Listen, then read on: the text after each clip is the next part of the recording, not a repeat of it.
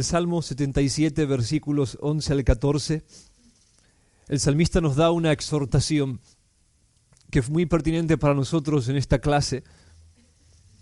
Esta es una exhortación a considerar las obras del Señor en medio de la historia, los hechos poderosos del Señor.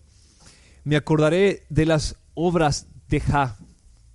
Sí, haré yo memoria de tus maravillas antiguas. Meditaré en todas tus obras y hablaré de tus hechos. Oh Dios, santo es tu camino. ¿Qué Dios es grande como nuestro Dios? Tú eres el Dios que hace maravillas. Hiciste notorio en los pueblos tu poder. Voy a continuar en este horario la serie Desafíos de la Gran Comisión en Latinoamérica. Y hoy vamos a, de manera muy general, estudiar de manera histórica y teológica el avivamiento metodista del siglo XVIII. La exhortación del salmista en este Salmo 77 es que consideremos las obras del Señor y que consideremos que no hay Dios como nuestro Dios. Las obras que el Señor ha hecho a través de la historia, por medio de manifestar su presencia y su poder, nos dan a conocer quién es realmente nuestro Señor. Debemos interpretar su singularidad y debemos conocer sus atributos por medio de ver lo que Él es capaz de hacer en medio de la historia. Y si nosotros queremos aprender acerca del poder de Dios y queremos entender qué es lo que Él puede hacer incluso en medio de la más perversa de las generaciones, debemos entender algo acerca del gran despertar evangélico, el llamado gran despertar evangélico del siglo XVIII.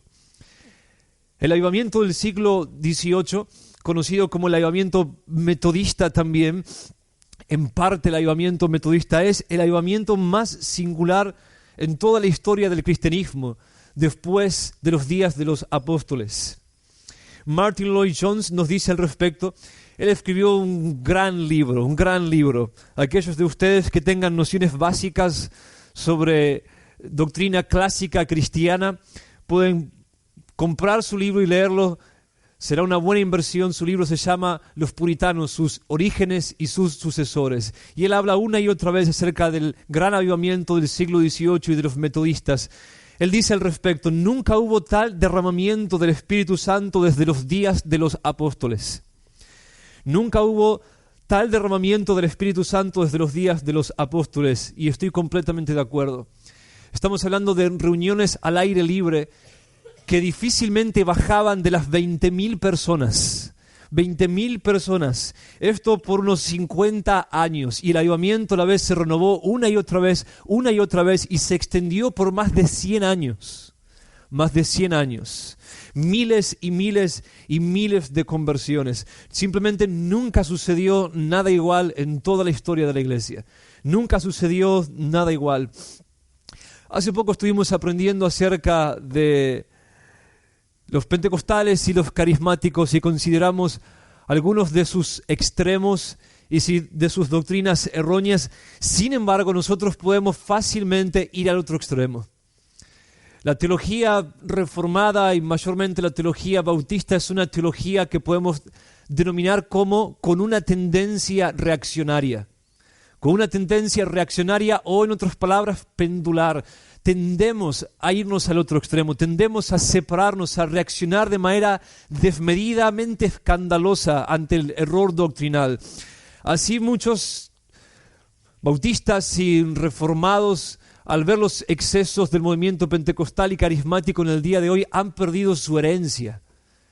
Han perdido su herencia respecto a lo que nuestros padres, lo que los reformadores han creído y han enseñado bíblicamente acerca del Espíritu Santo, acerca de la manifestación de la presencia del Señor en medio de su pueblo, acerca de lo que un avivamiento es, acerca de lo que es posible para nosotros ser, vivir y hacer como cristianos.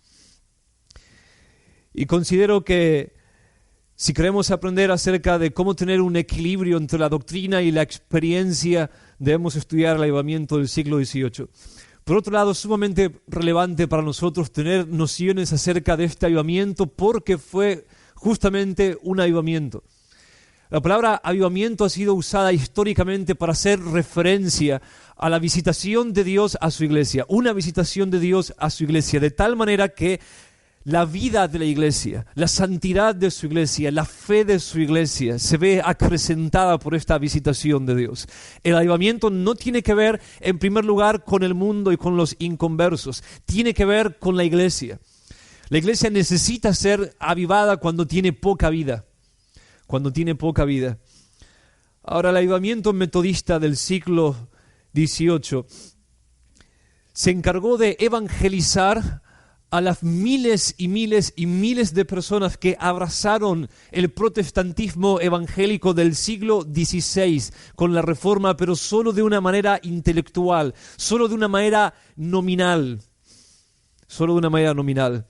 Así que su gran mensaje fue: iglesia, ustedes deben nacer de nuevo. Ustedes deben nacer de nuevo. Ellos entendieron y enseñaron que el cristianismo es algo sumamente personal y sumamente experimental, que consiste no en simplemente comprender las cosas correctas y hacer las cosas correctas, sino en tener un encuentro real con el Dios vivo y verdadero y caminar con Él. Eso fue lo que ellos enseñaron, así que se pararon una y otra vez ante la iglesia, que mayormente tenía una doctrina relativamente evangélica, y simplemente ellos dijeron: ustedes no nacieron de nuevo. Ustedes no conocen a Dios por experiencia, aunque tienen una buena doctrina, aunque puedan entender de manera intelectual quién Él es, aunque puedan articular el Evangelio y repetirlo de memoria. Ustedes no conocen a Dios. Ustedes nunca tuvieron un encuentro con Él. Ustedes nunca experimentaron su poder. Ese fue su mensaje. Las consecuencias fueron extraordinarias. El historiador Lackey dice que el avivamiento metodista salvó Inglaterra de la revolución humanista que padeció Francia. Simplemente el impacto en la sociedad fue enorme. Unos 25 años después del comienzo del avivamiento metodista se abolió la esclavitud por medio del trabajo de William Wilberforce, un aristócrata influenciado por los metodistas. Ahora, realmente hay muchas cosas que podemos aprender sobre este avivamiento. Podríamos dar una serie acerca del avivamiento metodista, pero veamos algunas cuestiones en general. Antes que nada, déjenme presentarles a los protagonistas humanos. George Whitefield, en primer lugar, él se conoce como el padre del metodismo. En segundo lugar, los hermanos Wesley, Charles y John Wesley, en Inglaterra. En Gales, Daniel Rowlatt y Howell Harris, los principales protagonistas del avivamiento en Gales. Y en Estados Unidos, sin lugar a dudas, el hombre más importante fue Jonathan Edwards, congregacionalista, pero sin embargo metodista en su comprensión de la salvación y en toda su espiritualidad. Ahora, el metodismo, es muy importante comprender esto, no nació principalmente como una denominación. Nació con Whitefield en 1735 y solo varios años después llegó a conformarse como una denominación tanto en Gales como a través de Wesley en Inglaterra y después en Estados Unidos. El nombre metodista fue un despectivo que se usó para criticar a estos hombres que eran demasiado disciplinados. Un despectivo similar a puritano. Es como si nosotros dijéramos en nuestros días un santito o algo por el estilo. Alguien que se cree la gran cosa. Así que fue un despectivo. Martin Lloyd-Jones define el metodismo de la siguiente manera: el metodismo es principalmente cristianismo experimental y un estilo de vida. Y estoy de acuerdo con él. El metodismo es principalmente cristianismo experimental y un estilo de vida. Es decir, una vez más, el metodismo no nació como una denominación. No nació como una denominación, sino como un estilo de vida. Simplemente ciertos hombres dentro de la iglesia anglicana, Whitefield, los hermanos Wesley, entre otros, decidieron comenzar a reunirse. Ellos crearon lo que nosotros denominaríamos grupos de concertación. Simplemente comenzaban a reunirse con regularidad para rendirse cuentas respecto a su santificación, para confesar juntos sus pecados ante el Señor. Ellos oraban 2 veces al día, hacían juntos buenas obras y evangelizaban. Y después de cierto tiempo el Señor cayó sobre ellos. Fueron llenos del Espíritu Santo y ellos entonces comenzaron a llamar a la iglesia anglicana al arrepentimiento. Ellos se convirtieron en reformadores de la iglesia anglicana, pero no al estilo luterano. Es decir, no de la misma manera en la que Lutero quiso reformar la iglesia católica. La batalla entre Lutero y la iglesia católica fue una batalla por el evangelio, una batalla esencialmente doctrinal. Sin embargo, la batalla de los metodistas dentro de la iglesia anglicana fue una batalla por hacer que la iglesia viva el evangelio que ya conocía. A ese nivel libraron ellos la batalla. Simplemente dijeron: ustedes no viven conforme a su confesión. Ustedes no conocen al Dios al que adoran. No conocen al Dios de sus padres. Eso fue lo que ellos dijeron. Su énfasis principal fue por mucho la regeneración. Y ellos atacaron lo que nosotros podemos denominar regeneración doctrinal. Regeneración doctrinal.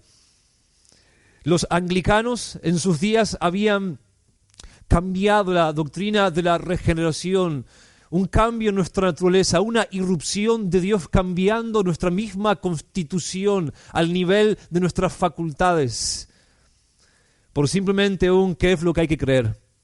¿Qué es lo que hay que creer? Eso fue todo lo que hacían. De hecho, ellos predicaron tanto acerca del nuevo nacimiento que hay una historia muy popular que muchos cuentan. George Whitefield predicaba tanto acerca del nuevo nacimiento que una vez una mujer se acercó y le dijo: Whitefield, ¿por qué estás siempre predicando acerca de que hay que nacer de nuevo? Y su respuesta fue: porque es necesario nacer de nuevo. Y como es necesario nacer de nuevo y tan solo unos pocos nacieron de nuevo, voy a predicar acerca del nuevo nacimiento hasta que todos nazcan de nuevo. Esa fue su lógica. Esto es lo más importante. Fue una batalla por definir las características de la verdadera conversión. ¿Quién es realmente cristiano y quién no lo es? ¿Cuáles son las evidencias en las que nosotros podemos encontrar seguridad de nuestra salvación? ¿Y cuáles son a la vez las características de un falso converso? Esa fue su batalla. Ellos hablaron una vez más acerca de la necesidad de tener un encuentro personal con Dios y de la llenura del Espíritu Santo. Whitefield atacó una y otra vez, incluso a los predicadores de sus días. Y por supuesto fue grandemente odiado por hacerlo. Grandemente odiado. Poco después de 1 año de su ordenación, se le comenzó a prohibir predicar en los edificios propios de la iglesia anglicana y él tuvo que comenzar a predicar al aire libre por decir cosas como las siguientes: estoy cansado de escuchar predicar de un Cristo no sentido. Consideren el lenguaje: estoy cansado de escuchar predicar acerca de un Cristo no sentido. Y él decía esto acerca de los predicadores de sus días. Ellos no sienten a Cristo. Ellos no están hablando desde su propia experiencia. Su predicación, en otras palabras, no es el desbordamiento de su relación privada con Dios. Es simplemente una clase, es simplemente una exposición acerca de lo que saben o entienden. No es nada más que academicismo. Ellos no eran no intelectuales. Muchos de los metodistas llegaron a ser buenos teólogos. De hecho, ellos son nada más ni nada menos que herederos doctrinales de los puritanos. Incluso George Whitefield solía literalmente repredicar sermones de los puritanos. Sin embargo, ellos atacaron lo que podemos calificar como intelectualismo. Intelectualismo, una disociación o divorcio o separación entre el intelecto y la experiencia. Y ellos decían: no, conocer a Dios simplemente lo abarca todo y lo debe afectar todo. Eso fue lo que dijeron. Hablaron abundantemente, por lo tanto, acerca de estas cosas. Ellos dijeron, esta es una declaración célebre y polémica en sus días de George Whitefield, una vez más: ojalá todos crecieran en la llenura del Espíritu Santo. Simplemente estos hombres estaban cansados de ver la incoherencia de la iglesia. Estaban cansados. Ojalá todos crecieran en la llenura del Espíritu Santo. Ojalá todos entendieran qué significa, en otras palabras, ser realmente llenos del Espíritu Santo. Y son tan pocos los que lo hacen. Ellos hablaban de la presencia manifiesta de Dios, ese es el lenguaje, la presencia manifiesta de Dios. Por esto ellos hacían referencia a lo que los teólogos siempre han dicho, la presencia general de Dios o la presencia manifiesta de Dios. En la presencia de Dios nos movemos, existimos y somos, dice Pablo en Hechos capítulo 17. Sin embargo, las Escrituras una y otra vez nos dicen, y el Señor descendió, y el Señor se derramó, o el Espíritu Santo se derramó, o el Señor se manifestó. Y con esto quieren decir, la presencia del Señor en la que nos movemos, existimos y somos, se manifestó de manera evidente para todos y abrumadora y poderosa. Y ellos creían que un avivamiento era posible en la iglesia y que no era otra cosa que una manifestación de la presencia del Señor. Cuando ellos no veían a Dios en medio de ellos, llenando a la iglesia con gozo, salvando a los pecadores, ellos usaban la palabra lejanía, la lejanía del Señor. La lejanía del Señor. Eventualmente, cuando ellos dejaban de ver estas manifestaciones del Señor en medio de ellos, decían, el Señor se ha alejado de nosotros. El Señor se ha alejado de nosotros. No es normal lo que estamos viviendo y por lo tanto lo que hacían era examinarse a sí mismos. Hacían reuniones especiales, confesaban sus pecados, oraban al Señor pidiendo que les revelara por qué se había alejado de ellos. Y así una y otra vez el avivamiento se renovó. Una y otra vez el avivamiento se renovó. Ayunaban, hacían vigilias, perseveraban en la oración con fervor y el Señor volvía a derramarse sobre ellos. Ciertamente la iglesia en el día de hoy ignora demasiado estas cosas. El escenario, hermanos, evangélico que nosotros tenemos por delante es muy similar al que los metodistas tuvieron que enfrentar. Hemos hablado en esta serie una y otra vez acerca de la necesidad de reevangelizar al menos una parte de la iglesia evangélica. Y eso fue lo que ellos hicieron. ¿Y por qué ellos lo lograron? Porque ellos predicaron acerca de las verdades que Dios ha bendecido a través de la historia de la iglesia. Se dice que George Whitefield describía la depravación del hombre como nadie podía hacerlo. Como nadie podía hacerlo. Ellos enfatizaban la doctrina de la caída y entonces la necesidad, por lo tanto, porque esta doctrina no puede ser entendida sin la otra, de la regeneración. De la regeneración. Y como la iglesia fue avivada, entonces hubo un gran impacto en toda la sociedad. Las misiones volvieron a ser una realidad en la vida de la iglesia y simplemente sucedió todo lo que tenía que ser hecho por la iglesia. Ellos eran efusivos en sus reuniones. Ellos gritaban en sus reuniones. Ellos compusieron incontables himnos de los más bellos en la historia de la iglesia, junto a otros, por supuesto. Pero de los más bellos, los himnarios metodistas son hermosos en su teología y en la experiencia que describen. Ellos solían gritar, aleluya, gloria a Dios, mientras cantaban, aplaudían, alzaban sus manos. En Gales, algunos eran conocidos como los saltarines galeses. Saltaban y danzaban durante el tiempo de adoración. Y eso era muy radical para la iglesia anglicana. Eso era muy radical para la iglesia anglicana. De hecho, algunos puritanos, conocidos como los calvinistas de la vieja luz, se opusieron a ellos a causa de estas cosas. Sin embargo, los llamados calvinistas de la nueva luz dijeron, si simplemente vamos a tratar de controlar al Espíritu Santo, entonces nunca vamos a tener un avivamiento. A veces cuando el Señor desciende, hermanos, las reuniones pierden su orden. Las reuniones pierden su orden. Los puritanos, a pesar de que hablaron en abundancia acerca de tantas cosas como les fue posible acerca de la vida cristiana, ellos no enfatizaron, por lo menos no lo suficiente, la doctrina del avivamiento. De hecho, es muy difícil encontrar puritanos que hablen al respecto y si encontramos a algunos, vemos que no lo hicieron de manera abundante. Sin embargo, ellos ansiaban ver un avivamiento, pero los metodistas lo vieron. Ellos cosecharon lo que los puritanos habían sembrado con anterioridad. A veces irrumpían durante las predicaciones, diciendo amén, aleluya, gloria a Dios, que así sea. Había una comunicación entre el predicador y la iglesia. A veces después de las predicaciones comenzaban espontáneamente reuniones de oración o adoración que podían extenderse por horas. Por horas. Una vez más, si fuese por algunos, si tenemos que irnos todos a las 12, nunca vamos a ver un avivamiento. Si la predicación tiene que durar 1 hora, entonces difícilmente vamos a ver un avivamiento. Estos tipos a veces predicaban 3 o 4 horas.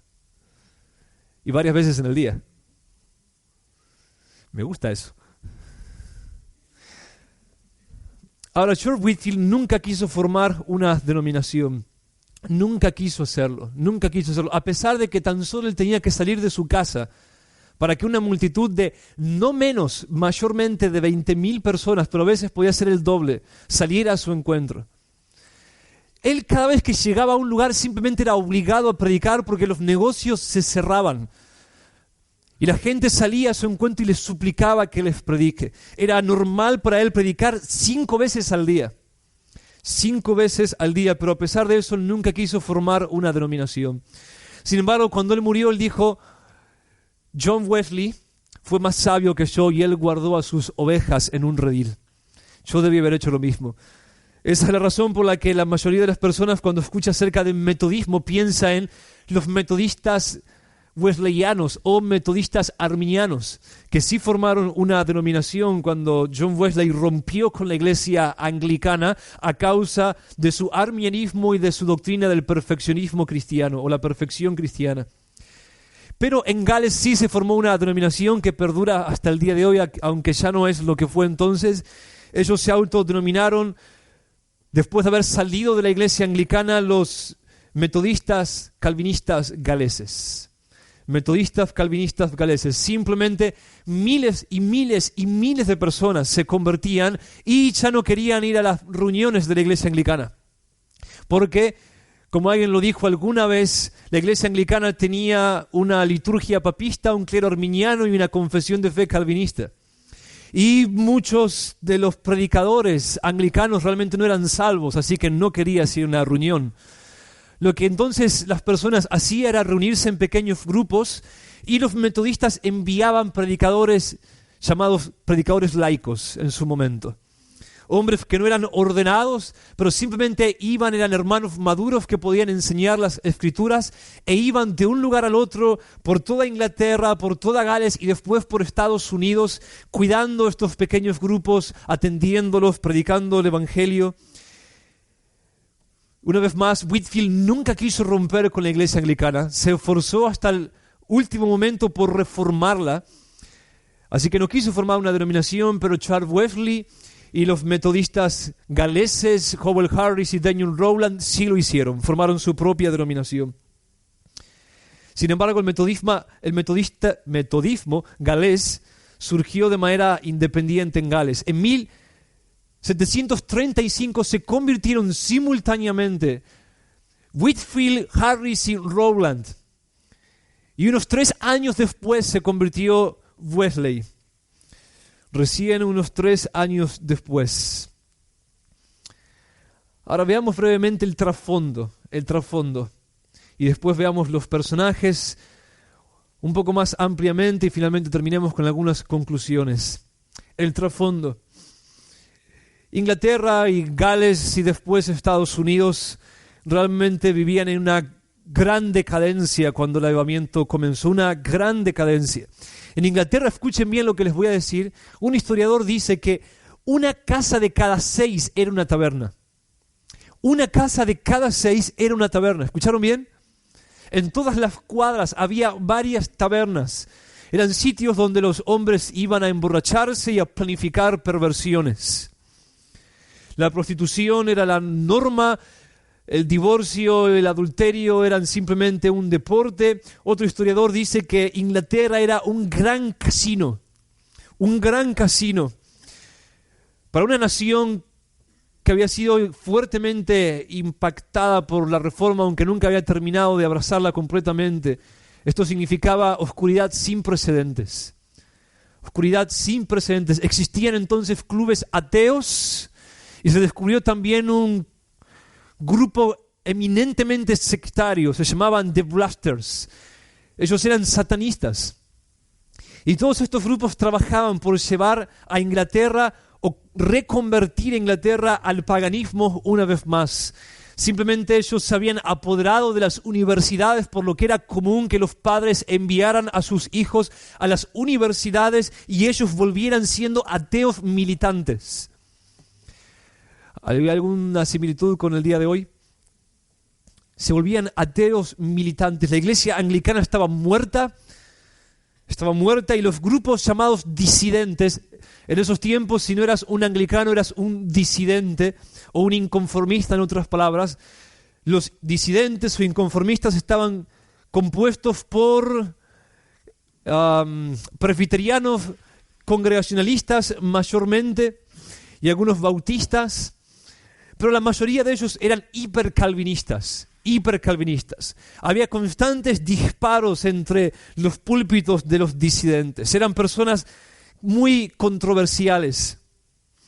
Ahora escuchen muy bien lo que les voy a decir. La iglesia presbiteriana en esos días casi se extinguió a causa del arrianismo, herejía que negaba la deidad del Señor Jesús. Arrio dijo en su momento: hubo un tiempo en que el Hijo no fue, negando así su eternidad, su deidad, y la iglesia presbiteriana había llegado a abrazar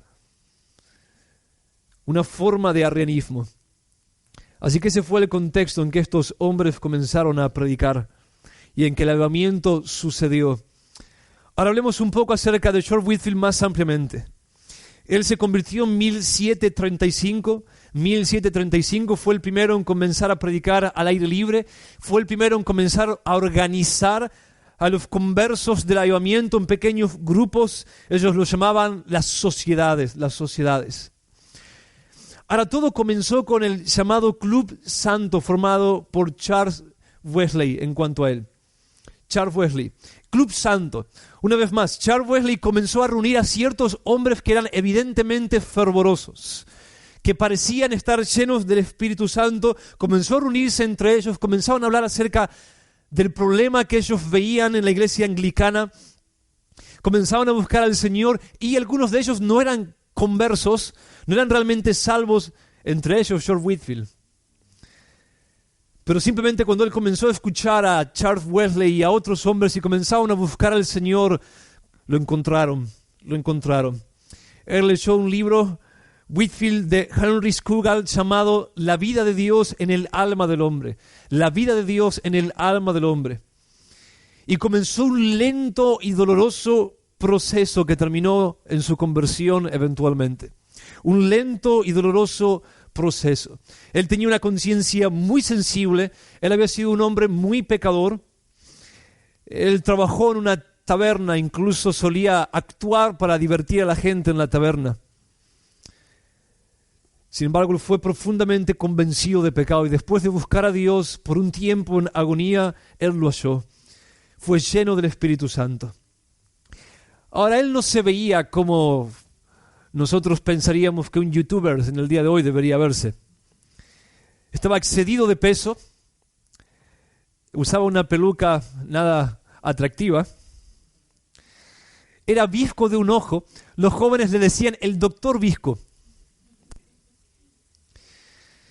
Sin embargo, cuando él fue ordenado a los 21 años de edad, el 20 de junio de 1736, 21 años de edad, escuchen bien, 21 años de edad, él predicó su primer sermón en su ordenación, fue acerca de la comunión cristiana. ¿Cómo se supone que los hermanos deberían relacionarse entre sí? Se dice que 15 personas quedaron trastornadas del sermón, que habían enloquecido, que habían perdido la cabeza.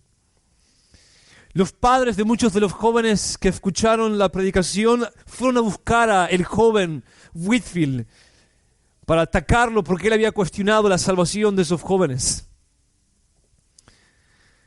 Así él visitó Escocia 14 veces, Estados Unidos 7 veces, murió en su último viaje a Estados Unidos y predicó en 34 años de servicio, escuchen bien, alrededor de 18,000 sermones. 18,000 sermones en 34 años de servicio. Él alcanzó a todo público. alcanzó a los más pobres y alcanzó a los más ricos también. Él es popular por haber alcanzado a los famosos mineros de Kingwood. Ellos vivían a las afueras de Bristol.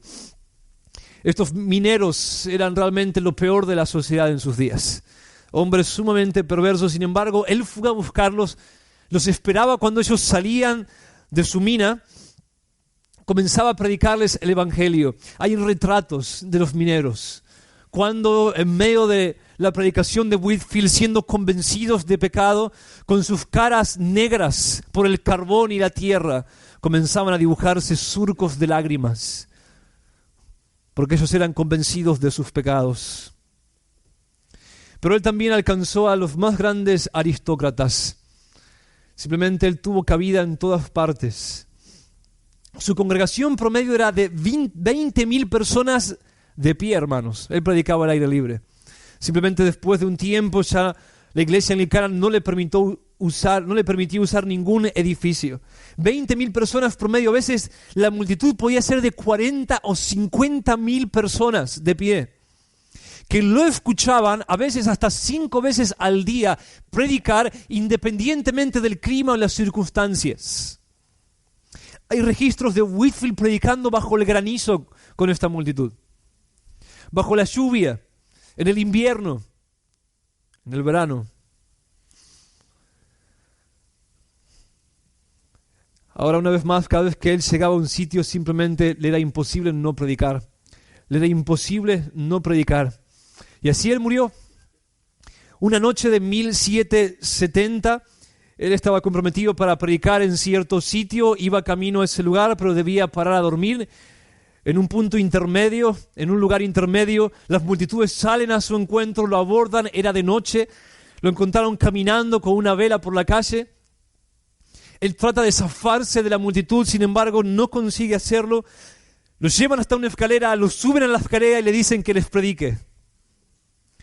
Y entonces él comenzó poco a poco y muy agotado a predicar, y predicó hasta que se consumió su vela por varias horas. Predicó hasta que se consumió su vela por varias horas.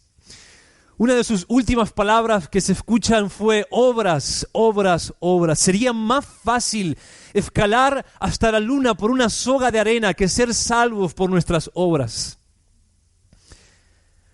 Él terminó su predicación, lo llevaron hasta el lugar donde debía descansar y murió con un severo ataque de asma. Un severo ataque de asma. Así murió George Whitefield.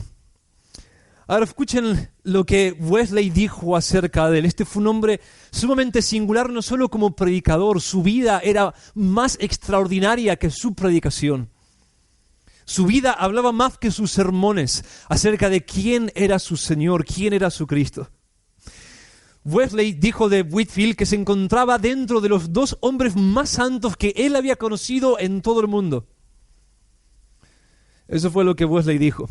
Por otra parte, alguien le preguntó a Whitefield si verían al señor Wesley en el cielo, porque las controversias no eran menores entre los discípulos de uno y del otro. Y él dijo: me temo que no, porque Wesley estará tan cerca del Señor que nosotros ni siquiera lo veremos. Así eran estos hombres, así eran estos hombres. Whitefield era caracterizado por su sinceridad al predicar. Aún sus enemigos podían decir: no estamos de acuerdo con él, pero es evidente que ese hombre está lleno de amor. Es evidente que él está lleno de amor. Era natural para él llorar en sus sermones. En una de sus predicaciones él dice: lloro porque ustedes no lloran. La razón por la que yo estoy llorando, en otras palabras, es porque ustedes no están llorando por sus pecados. A veces predicaba hasta que literalmente él vomitaba sangre. Vomitaba sangre. Imagínense un hombre predicando 5 veces al día, 20, 30, 40,000 personas al aire libre. Alguien preguntó a un campesino común y corriente a qué se parecía la predicación de George Whitefield. Él dijo: se parece a un león que escuché una vez. En cierta oportunidad alguien le preguntó si podía escribir sus sermones y publicarlos. Y él dijo, no hay problemas con tal que también publiquen el trueno, el relámpago y el arco iris. Truenos, relámpagos y arco iris. Así definió él su propia predicación.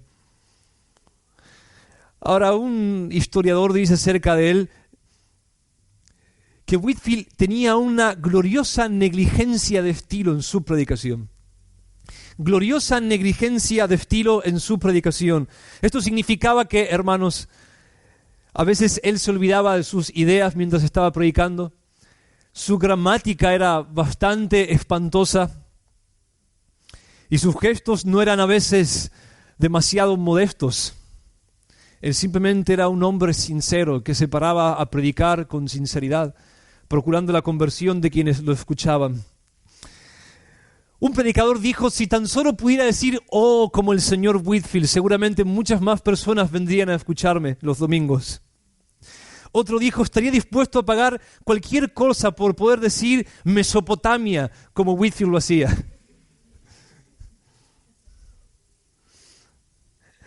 Ahora vean las preguntas de autoexamen que él se hacía cada noche. Y lamento el tiempo, estoy por la mitad de mi clase.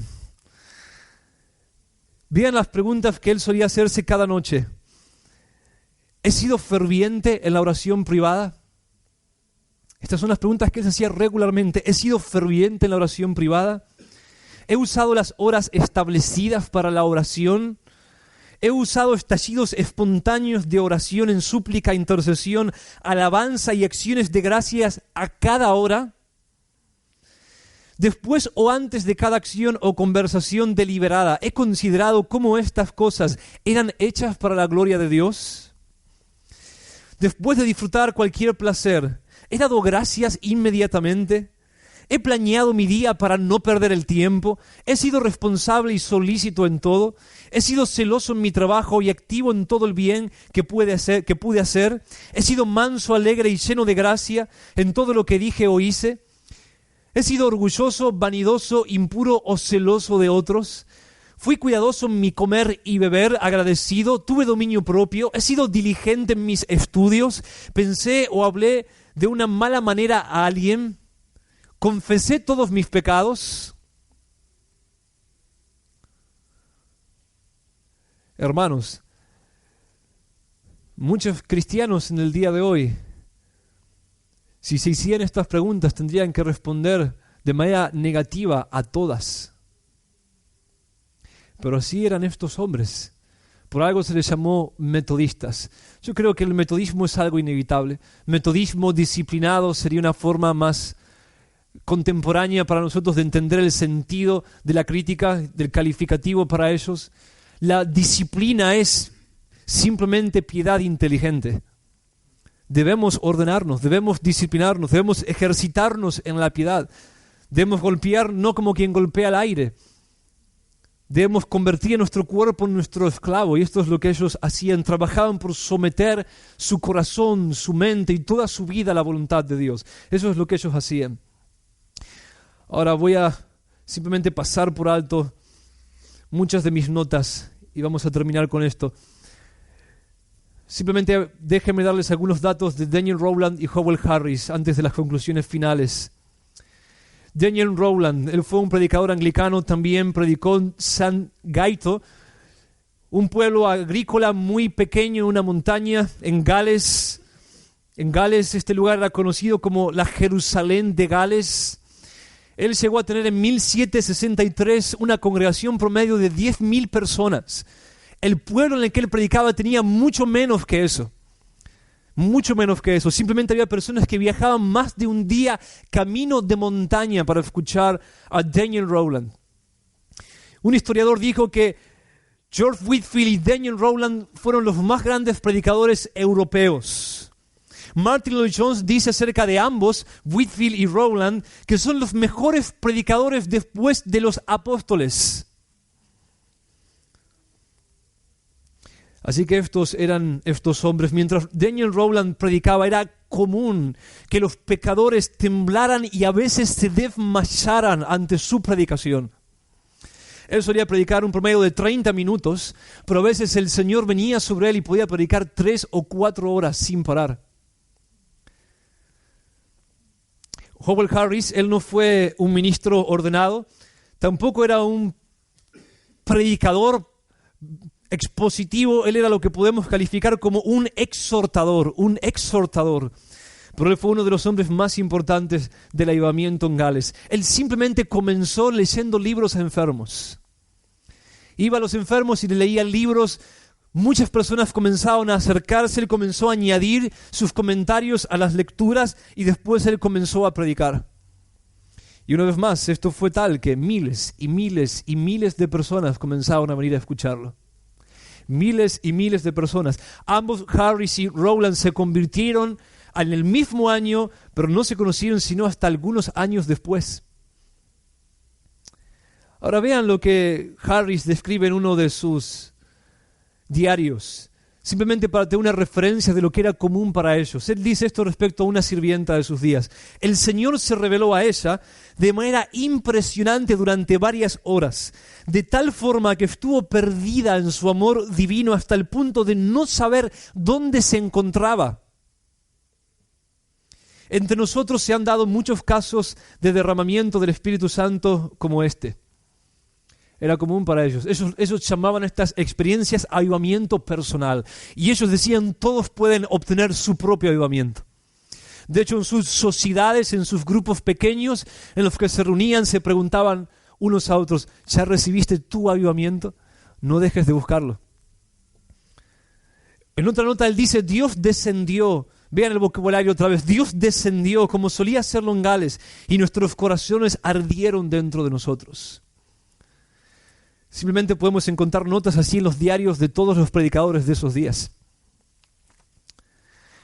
Ahora déjenme terminar muy brevemente con algunas lecciones históricas. En primer lugar, y cómo quisiera hablar más relajadamente y extensamente acerca de la historia de ellos y de la relevancia que tienen para nuestros días. Pero en primer lugar, la historia de los metodistas nos enseña que no existe ninguna situación desesperada para Dios. No existe ninguna situación desesperada para Dios. Simplemente eso no es así. Podemos tener un avivamiento en nuestros días del mismo grado y alcance que el que ellos tuvieron, o más si a Dios le place. O más si a Dios le place. Simplemente Dios nunca está nervioso, nunca se encuentra bajo presión o limitado por los pecadores, nunca su causa está en peligro. Daniel nos dice en Daniel 4:35, ¿quién podrá detener su diestra? Él hace según su voluntad el ejército de los cielos y en los habitantes de la tierra, ¿y quién podrá resistir su mano y decirle qué haces? Eso es lo que aprendemos en primer lugar de la historia de los metodistas. Parecía que todo estaba perdido. Oscuridad fuera de la iglesia, oscuridad dentro de la iglesia. Ahora, en segundo lugar, la historia de los metodistas nos enseña que la ortodoxia no es suficiente. La ortodoxia, o en otras palabras, el tener una doctrina correcta, no es suficiente. Existe tal cosa como la ortodoxia muerta. Escuchen bien lo que les voy a decir ahora. No sé si prestaron atención a lo que dije respecto a los presbiterianos y el arrianismo. La iglesia presbiteriana casi desaparece en el siglo XVIII a causa de la herejía del arrianismo. La iglesia presbiteriana, los herederos, los que tenían la confesión de fe de Westminster, de los puritanos, ¿se dan cuenta? Los más ortodoxos, supuestamente, habían abrazado la herejía del arrianismo. Los que tenían las universidades más singulares. Una vez más, los metodistas dijeron que el cristianismo es algo sumamente personal. Se trata de conocer personalmente a Dios y de tener un encuentro con Él. De tener un encuentro con Él. Ahora, el calvinismo sin metodismo es sumamente peligroso, hermanos. El calvinismo sin metodismo es sumamente peligroso. Puede llevarnos fácilmente al intelectualismo o al confesionalismo. Eso fue lo que había pasado en sus días. Martin Lloyd-Jones nos advierte respecto a que podemos hablar más de las verdades que sostenemos que de las verdades que nos sostienen. Más de las verdades que sostenemos que de las verdades que nos sostienen. Ahora, en tercer lugar, ellos nos enseñan que debemos predicar con valentía la doctrina de la verdadera conversión. Queremos ver más conversiones entre nosotros en el día de hoy, hemos de predicar más entonces la doctrina de la verdadera conversión.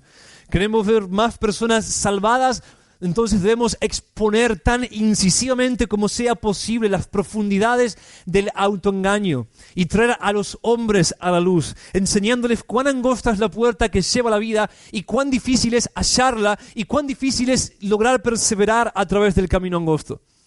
Eso fue lo que ellos hicieron. Podemos calificar su predicación como conversionista. Una predicación conversionista que buscaba convertir a sus oyentes. Ellos encarnaron las palabras de John Huss: prefiero ofenderlos con la verdad que matarlos con el error. Cosa que muchos predicadores lamentablemente hacen el día de hoy. Ofenderlos con la verdad que matarlos con el error. Cuando George Whitefield conoce a Howell Harris, el avivamiento ya había comenzado su primera pregunta y ellos ya se conocían por correspondencia. Se conocían por carta y se comunicaban entre ellos, pero cuando se conocieron en persona, Whitefield le preguntó: ¿sabes que tus pecados son perdonados? Él no le dijo: ¿te parece? ¿Opinás? ¿Pensás? Él le dijo: ¿estás seguro que tus pecados son perdonados? ¿Sabes que tus pecados han sido perdonados? Aún entre ellos se examinaban y se cuestionaban. Ahora, en cuarto lugar, hemos de cuidarnos unos a otros. Ellos entendieron que el avivamiento no podía depender exclusivamente de grandes predicadores. Sabían que los hombres no eran suficientes. Así que ellos organizaron a sus seguidores en grupos pequeños que se reunían regularmente, a veces día a día, todos los días se reunían. Todos los días. Vean, esto es lo que ellos dicen en uno de sus libros acerca de los grupos pequeños. Estas son algunas de las preguntas que ellos se hacían. ¿Tenés paz con Dios por medio de nuestro Señor Jesucristo? ¿Tenés paz? Esto es otra manera de preguntar: ¿sabes que tus pecados son perdonados? ¿Tenés el deseo de que te digan tus faltas? Estas eran preguntas, voy a aclararlo, eran requisitos. Si no estabas dispuestos a responder estas preguntas, no podías formar parte de sus grupos pequeños, de sus sociedades.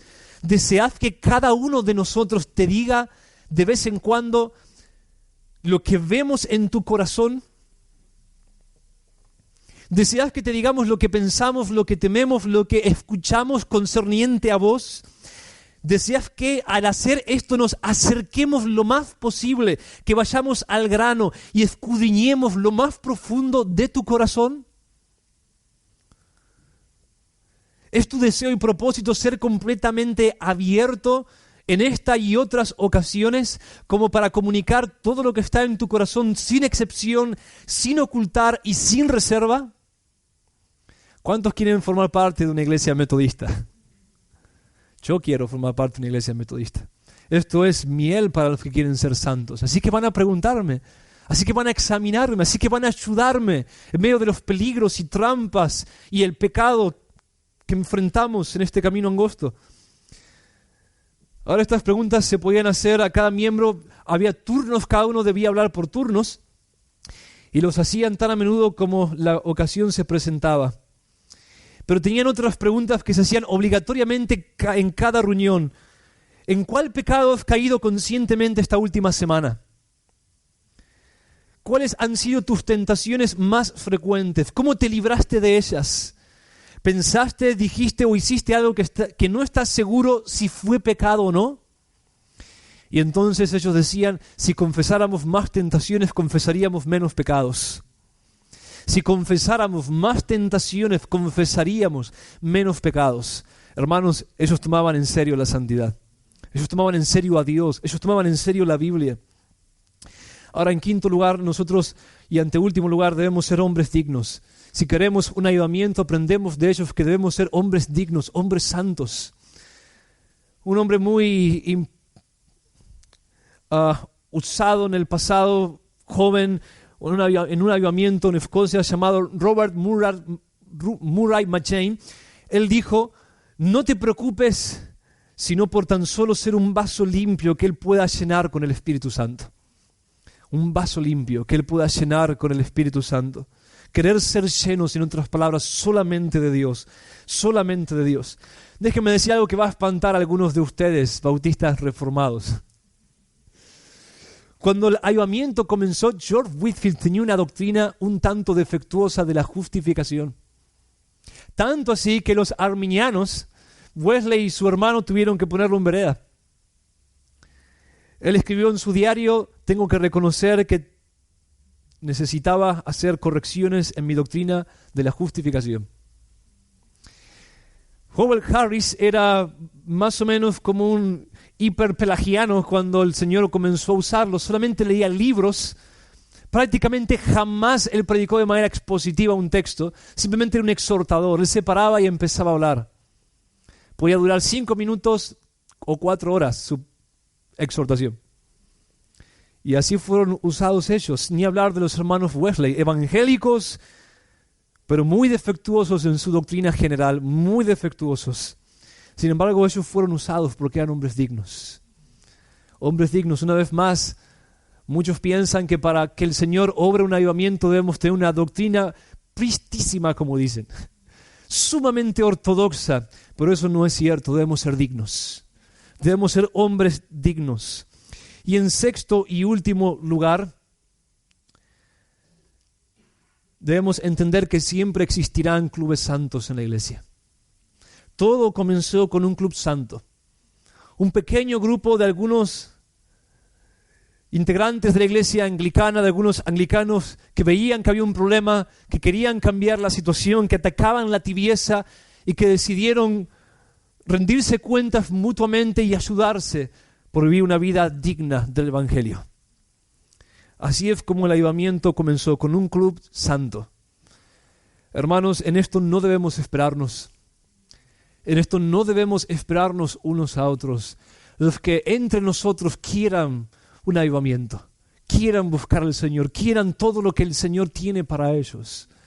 Si no encuentran que todos los demás les siguen, si no hay un mismo sentir en todos, entonces deberán buscar a aquellos que quieren lo mismo que ellos, separarse de otros, sin crear divisiones, sin desprecios, pero deberán reunirse y deberán buscar al Señor con todo su corazón.